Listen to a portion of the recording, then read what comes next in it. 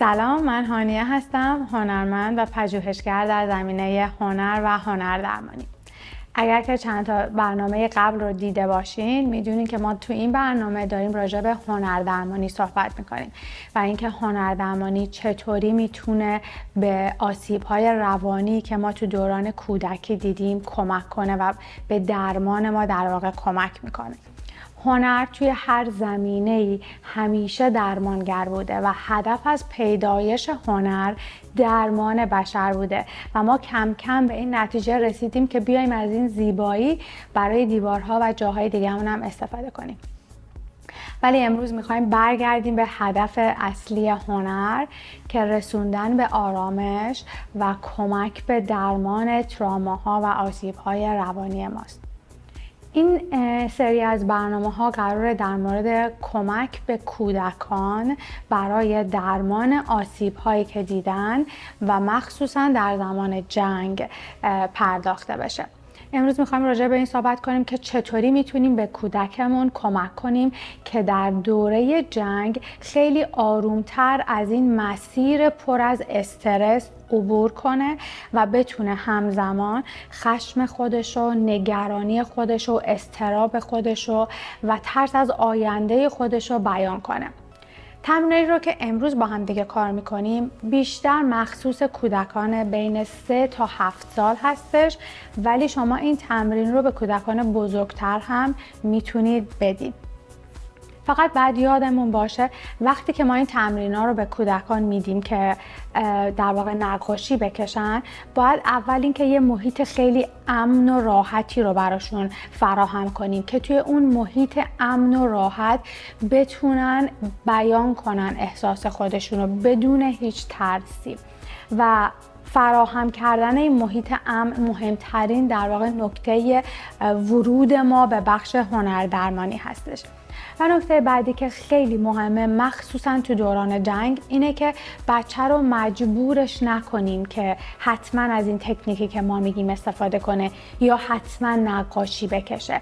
اگر که کودک تو اون لحظه نمیخواد که این کار رو انجام بده اصلا نباید اجبارش کنیم. ما فقط به بچه پیشنهاد میدیم، به کودکمون پیشنهاد میدیم که دوست داری که با هم دیگه یه نقاشی بکشیم، دوست داری که راجع به احساسات حرف بزنی، الان ترسیدی، الان صدای بمب، حالا نمیدونم که بچه چقدر آگاهه به اینکه این صدایی که داره میشنوه صدای بمب یا موشک هست یا یه صدایی از بیرونه، ولی به هر حال هر چقدر ما با بچه مخصوصا تو سن 3 تا 7 سال بسته تر صحبت کنیم راجع به اینکه بیرون از فضای خونه چه اتفاقی داره میفته، بچه آسیب کمتری میبینه و باید این موضوع رو مرتب بهش متذکر بشیم که این اتفاقا برای فضای بیرون از خونه است.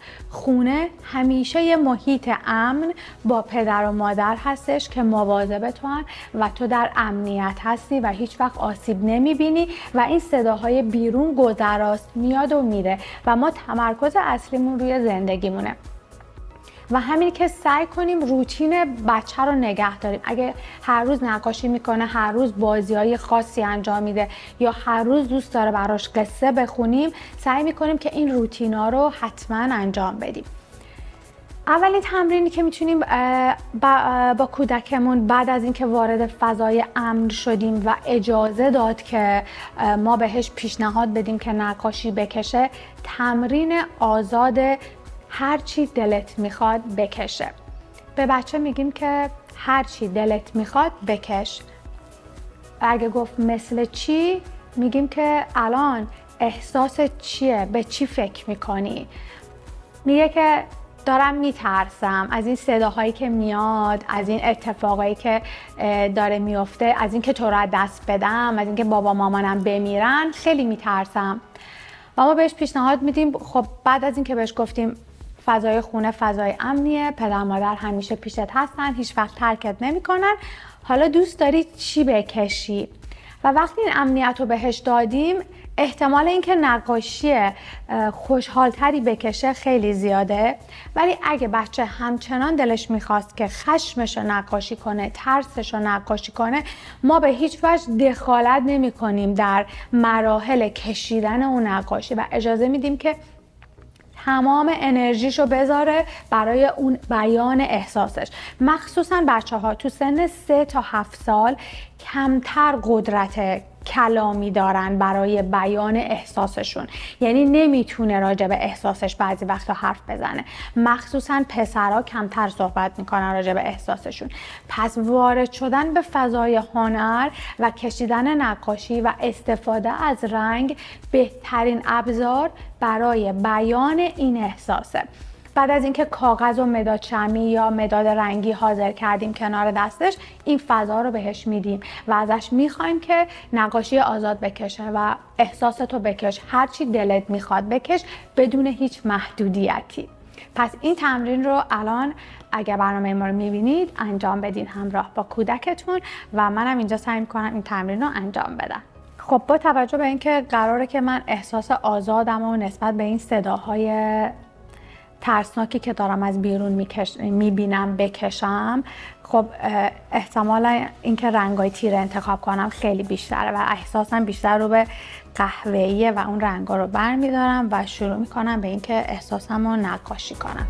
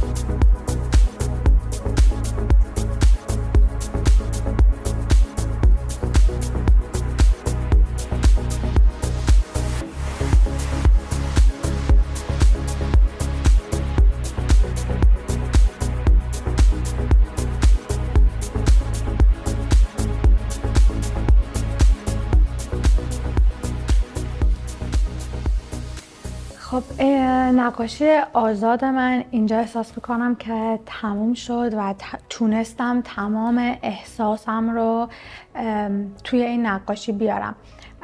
وقتی که شروع کردم و قلم دستم گرفتم، دلم یه فضای خیلی بازی میخواست که بتونم هر آن چیزی که تو ذهنم میگذره رو بیارمش روی کاغذ و همزمان صدای انفجارا رو داشتم میشنیدم و برای من این نقاشی، توی این نقاشی تمام این دایره های سیاهی که گذاشتم صداهای انفجاریه که شنیدم توی این سالها، چون من خودم بچه‌ایم که توی جنگ به دنیا آمدم و تمام کودکی من توی جنگ گذشته.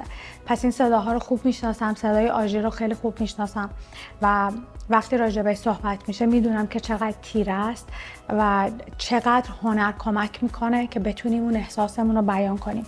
بعد از اینکه صداهای انفجار تموم شد، رنگ زرد و نوری که توی این کار اومد تمام امیدی بود که من به آینده دارم و میدونم که این راه و زندگی همیشه به نور ختم میشه و اینو ایمان دارم و امیدوارم که همه شما هم که این تمرین رو انجام میدین به این ایمان برسین که در واقع نور تنها راه بشریت برای خوشبختی و خوشحالیه.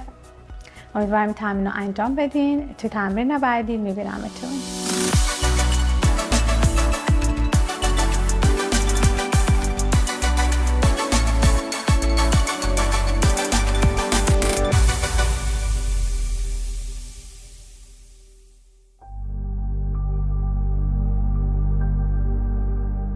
خب توی قسمت دوم این برنامه میخوایم تمرین بعدی رو که میتونیم با کودکمون کار کنیم و کمک کنیم به برگردوندن آرامشش، مخصوصا در دوران جنگ، ببینیم چی هستش.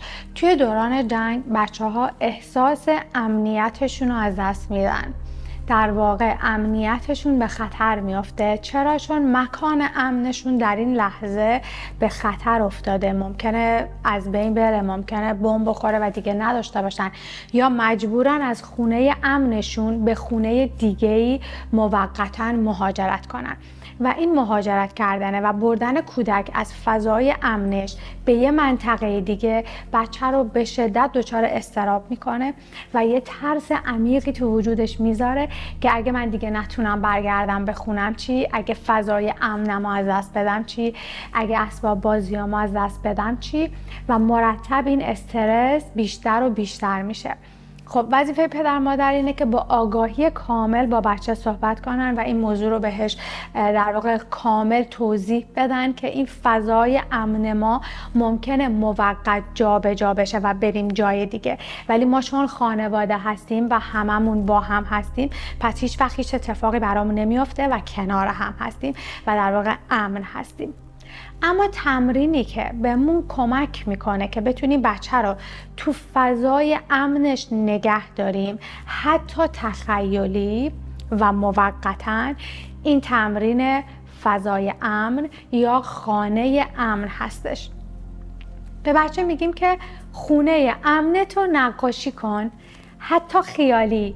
ممکنه الان نبینتش اصلا، چون الان تو این لحظه آشوبی که به وجود اومده هیچ تصویری از خونه امن ممکن نداشته باشه، چون خونه امنش به هم ریخته، همه آرامشش به هم ریخته. پس بهش میگیم تخیلی هم که شده چشماتو ببند و به من بگو که خونه امن چه شکلیه و بکشش روی کاغذ و بیارش رو کاغذ، بکش. فقط ازش میخوایم که بکشه و به آرامشش کمک میکنیم.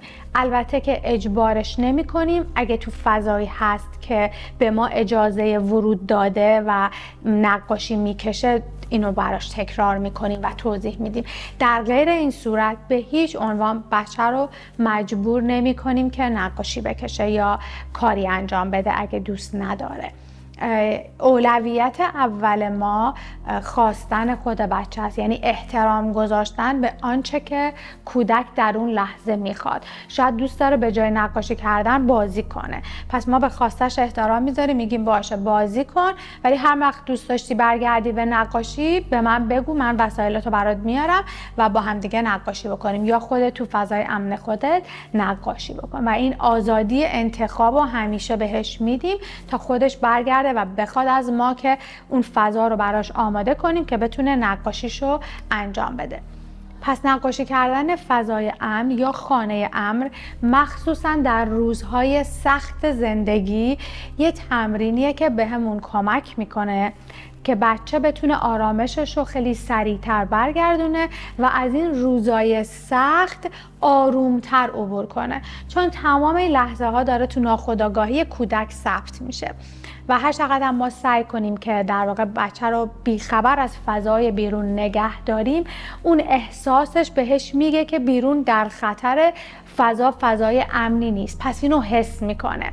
پس ما وقتی به احساسش احترام بذاریم و ازش بخوایم که اون احساسش رو که به خطر افتاده رو نقاشی کنه یا حتی بهمون بگه چه رنگیه، ممکنه فقط از یه رنگ بخواد استفاده کنه، هیچ اشکالی نداره، از همون یه رنگ و حتی میتونه با دست این کار انجام بده که خب برای بچه تو سن 3 تا 7 سال خیلی هم مناسب تره و خیلی آرامش بیشتری رو به بچه برمیگردونه، چون میدونید که هر چقدر که با دست یه در واقع خلقی انجام بشه، یه نقاشی کشیده بشه، یه سفالی ساخته بشه، یه کلاژی ساخته بشه تو دست، وقتی که ماحصلش رو نگاه میکنیم و یه خلقی تو دست ماست، یه اثری تو دست ماست که نشونه در واقع گذشته چند دقیقه قبل منه، نشونه احساس قبل منه، برای ما خیلی آرام بخشه. دیدیم وقتی یه نقاشی رو میکشیم چقدر با افتخار میذاریم رو دیوار و میگیم این نقاشی منه. چرا؟ چون اون لحظه هایی که من داشتم اون نقاشی رو میکشیدم، اون احساس با من دوباره مرور میشه و من حالم خوب میشه.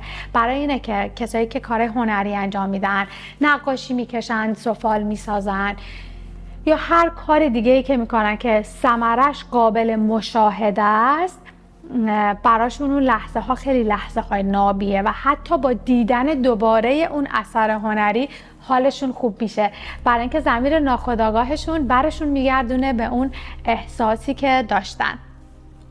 من الان خانه امن رو نقاشی میکنم و شما هم همزمان از کودکتون بخواین که این نقاشی رو بکشه و بهش کمک کنید که بتونه احساسش رو با تمام وجودش از طریق هنر بیان کنه.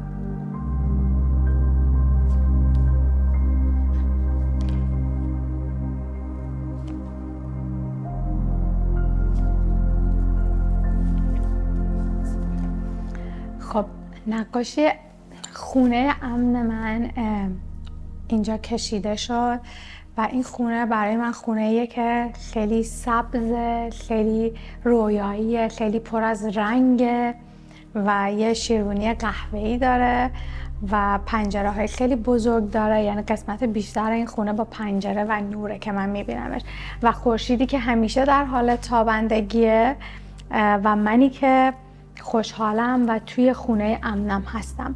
ممکنه که بعضی وقتا کودک خودشو بیرون از فضای خونه بکشه. اگر که دیدیم که کودک خودشو بیرون کشید، این احساس رو به ما منتقل میکنه که هنوز اون فضای امنش رو پیدا نکرده و هنوز اون خونه‌ای که خانه امنش هست رو بهش نرسیده. اگر این اتفاق افتاد میتونیم این تمرین رو چند بار تکرار کنیم و ازش بخوایم که هر روز خونه امنش رو نقاشی بکشه و بهش یادآوری کنیم که خونه امنت کجاست. حتی تو تخیلت اگه چشماتو ببندی خونه امنت رو چه شکلی میبینی و با یادآوری خونه امن این احساس رو به کودک منتقل میکنیم که تو حتما یه خونه امنی داری و تو حتما جات امنه و در امنیت هستی. برای اینکه خونه محلیه که ما توش به آرامش میرسیم. پس داشتن یه خونه امن خیلی برامون مهمه، برای آرامشمون، برای اینکه بتونیم از این بحرانهای زندگی عبور کنیم. داشتن خانه امن مهمترین اتفاقیه که میتونه هر کسی تو زندگیش داشته باشه. امیدوارم که این تمرین رو برای کودکانتون انجام بدین و برای خودتون هم انجام بدین و ازش لذت ببرین و باهاش از مراحل سخت زندگیتون عبور کنید. به امید دیدارتون توی برنامه بعدی. خدا نگهدار.